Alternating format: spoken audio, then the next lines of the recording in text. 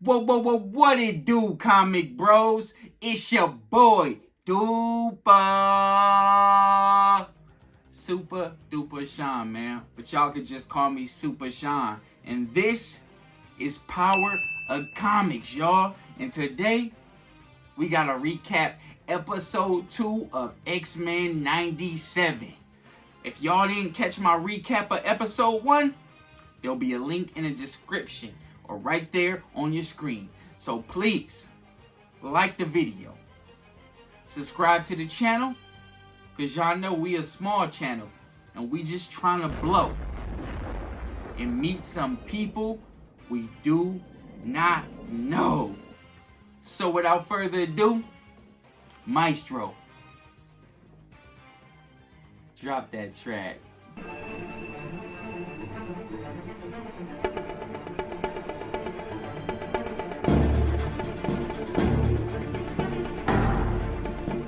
Okay. This episode opens up with the Master of Magnetism saving humans. Yeah, y'all heard me right. Saving humans.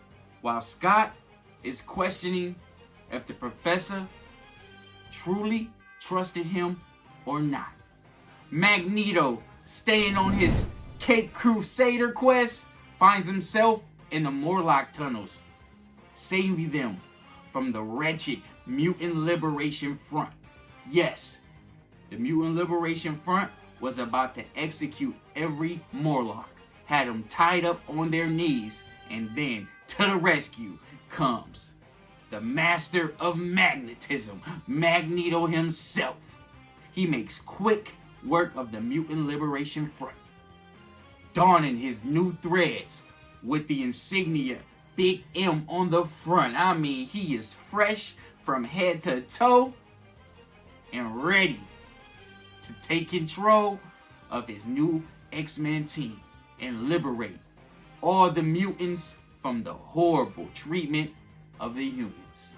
Back at the base, the X-Men is having somewhat of a meeting, and they're trying to figure out why Professor Charles Xavier would leave their enemy, their most fearsome foe, in charge of everything. They're bouncing ideas off each other.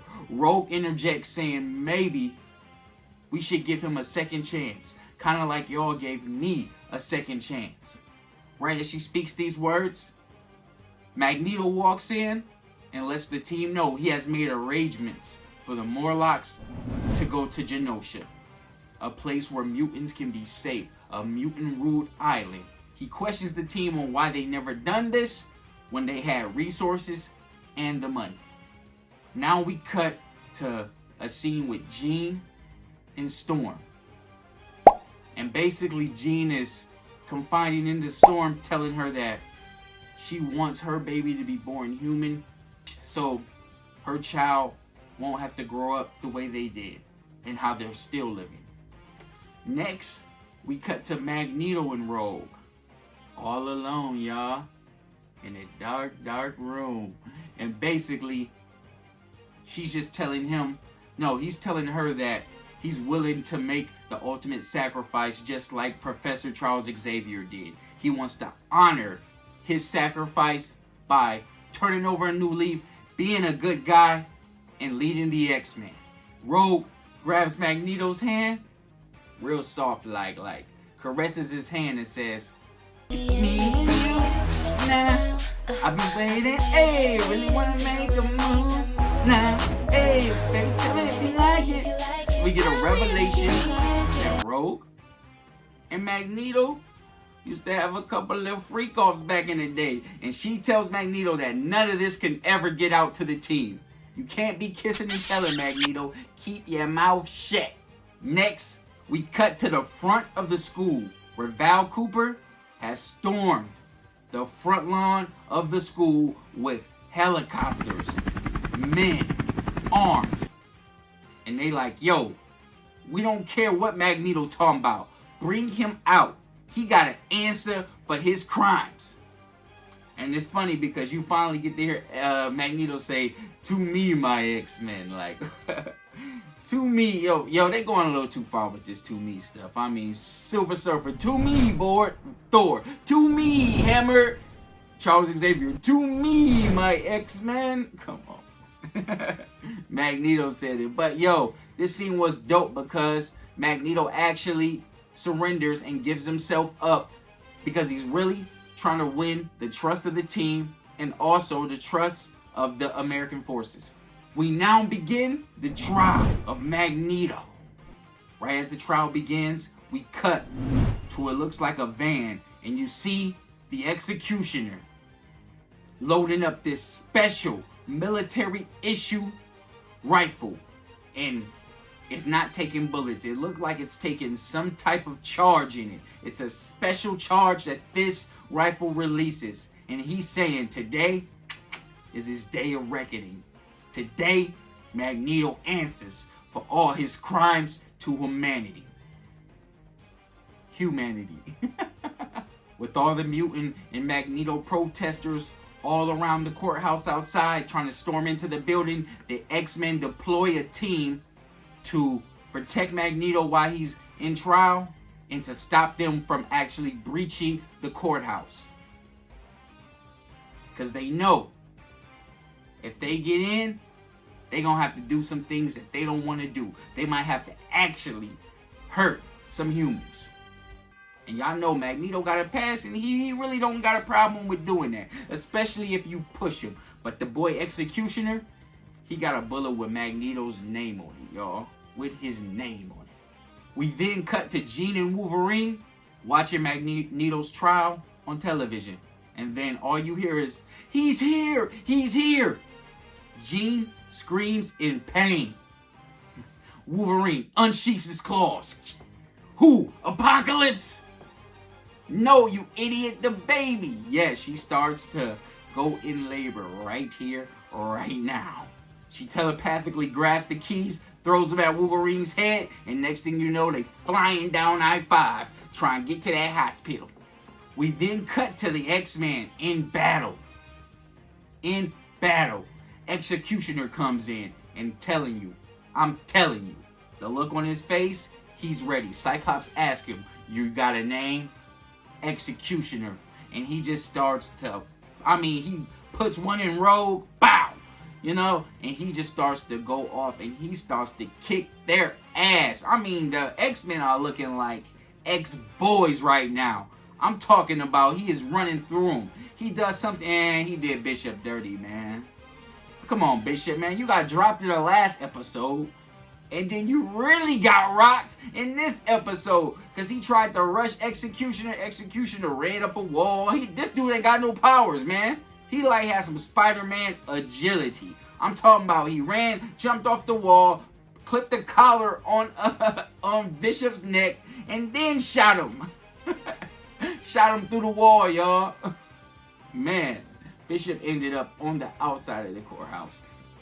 And then after that, he proceeds to lay a beat down on Cyclops. I'm talking about left hook, right hook, sentinel gun, bow, sentinel gun. And he's just talking to him the whole time. Y'all remember when your dad or your mom would whoop you? Boy, you know what you should do when I come in that house. Yeah, that's exactly how Cyclops was getting whooped. He was talking to him while he was doing it.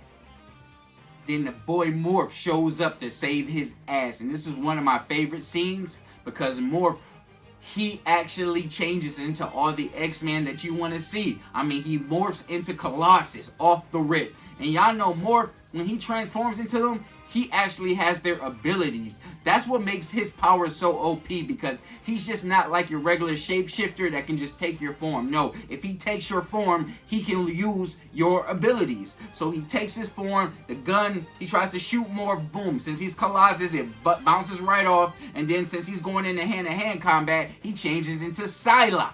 Woo! Psylocke, she was, woo!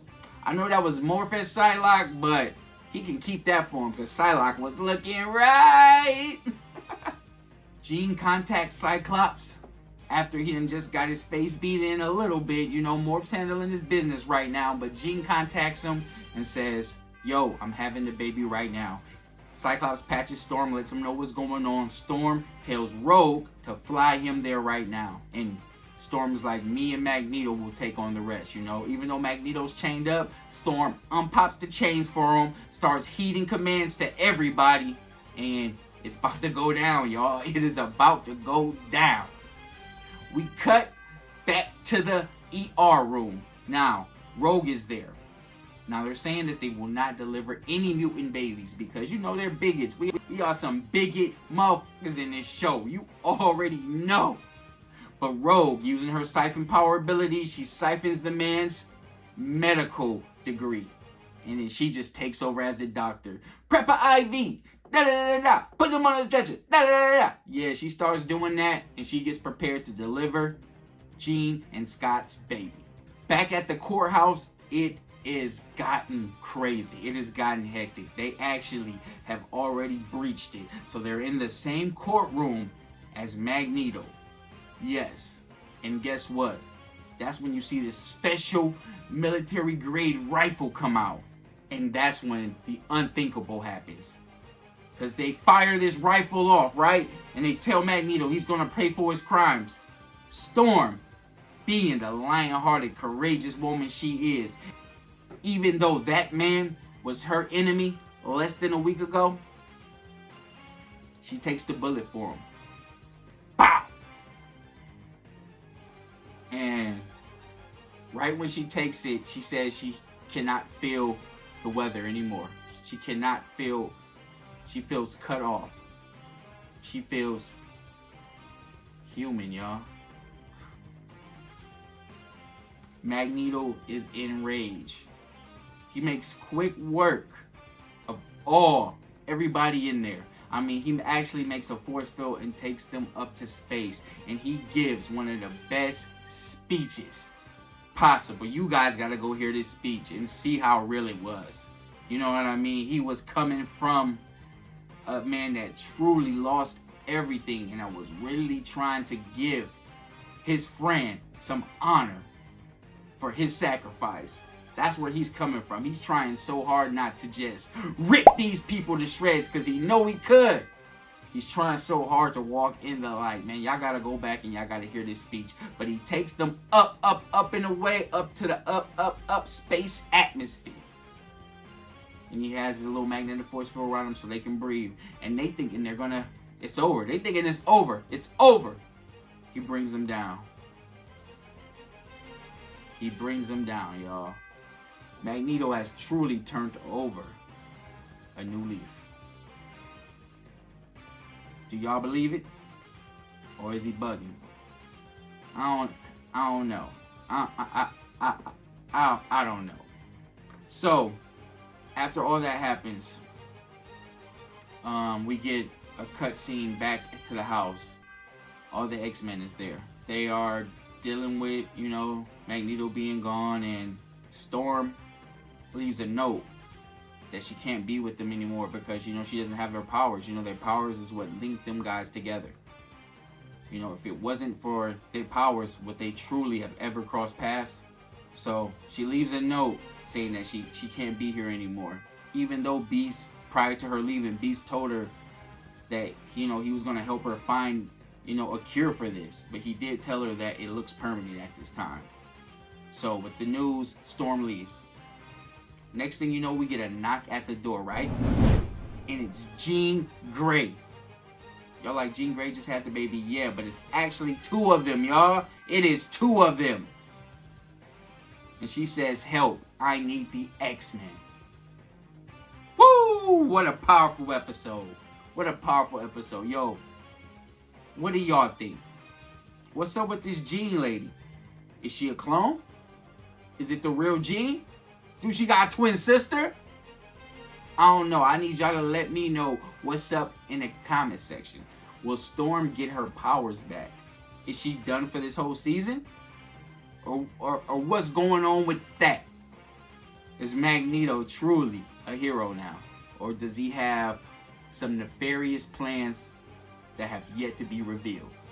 I was really rocking with this episode. My thoughts, it was a dope episode. I just love how the animation looks. I love how they brought back all the old voice actors. They updated it just enough for it to look like now, but it still has that same feel, that same vibe, and the writing is impeccable. I'm talking about you. These recaps don't do it justice. The banter between the characters is like none other. The writers really did a great job. You really know they was putting that pen to the pad and really trying to bring out the human versions of these characters to life. It's your boy Dupa. This is Power Comics. Next week we will be recapping episode 3.